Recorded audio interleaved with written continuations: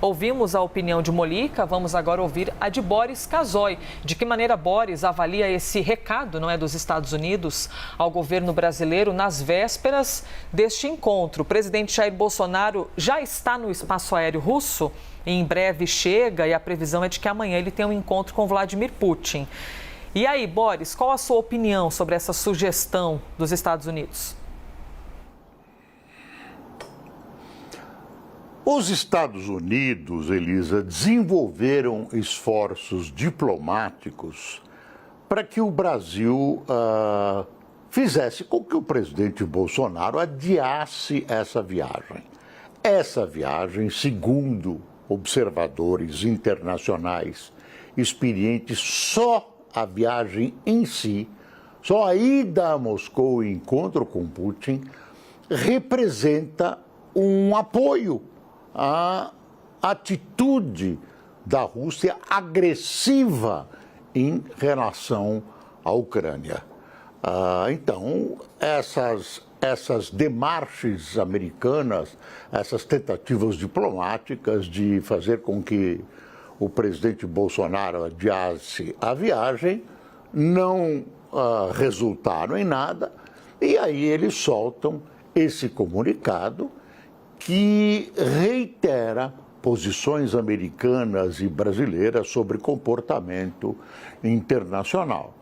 Pode ter hipocrisia, mas reiteram posicionamentos teóricos de democracias ocidentais, né, de regimes democráticos com relação ao comportamento internacional. É bom lembrar que essa ameaça de invasão da Rússia à Ucrânia repete ações russas na sua história. A história russa de império, de alargar esse império, que passa pelo império da União Soviética, já é muito conhecido. Por isso, a gente tem que avaliar isso não como uma tentativa da Ucrânia de atacar a Rússia aderindo à OTAN. A Ucrânia se defendendo. Historicamente, a Rússia compromete, ameaça a incolumidade territorial da Ucrânia, já tomou um pedaço agora, da Polônia, da Romênia, dos países bálticos, a Letônia, Lituânia, Estônia, da Hungria, da Romênia. Todos esses países têm medo da Rússia por razões históricas. E lá atrás, no tempo dos tsares, já a Rússia arquitetava um grande império eslavo, que, na verdade, beneficia Moscou, beneficia a Rússia, como foi o comunismo, como foi a União Soviética. A União Soviética era a Rússia e os outros países eram tributários da Rússia, tributários economicamente, inclusive a Ucrânia. Hoje há uma entrevista no Estadão de Roberto Abdenur, é um ex-embaixador do Brasil nos Estados Unidos e uma pessoa que tem uma visão muito clara dos acontecimentos internacionais, dos quais ele participou ativamente e continua um estudante, um pesquisador muito aprimorado, muito empenhado nessas questões internacionais. O Abdenur acha que essa viagem, só a viagem, já representa um apoio à posição da Rússia.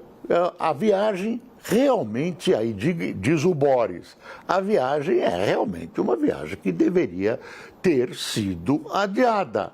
Ela em si provoca essa leitura. E mais, o Brasil tinha reivindicado uma aproximação com a OTAN, e aparentemente isso começa a criar dúvidas dentro da OTAN se o Brasil é suficientemente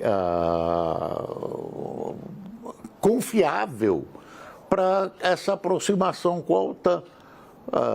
porque num momento gravíssimo, num momento em que há uma ameaça nuclear, o Abdenur classifica o que está acontecendo hoje como um perigo semelhante ao que nós passamos na crise dos foguetes em Cuba, de uma guerra nuclear. Ele classifica esse momento de hoje como também perigoso sob o aspecto de uma guerra nuclear.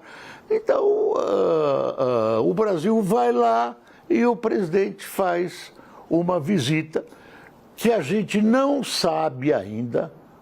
Ela em si provoca essa leitura, na minha opinião também, de que há um apoio do Brasil à Rússia. E, por outro lado, a gente não sabe como Putin vai explorar isso. O presidente da França esteve na Rússia, ele saiu com uma retórica, o Putin com outra retórica, dando a entender um apoio, um certo apoio da França às propostas russas. Enfim, é isso. Tudo na mais perfeita confusão, como diria o Chacrin. E aí, alguém que aperta um botão errado, vamos todos para o espaço. Elisa, é com você. Obrigada, Boris, por mais uma opinião aqui ao vivo em nosso quadro. E já temos mais liberdade de opinião com o Boris, com o Molica, que vão analisar um manifesto que foi assinado por um grupo de não petistas que defendem a eleição do ex-presidente Luiz Inácio Lula da Silva em primeiro turno. É daqui a pouco.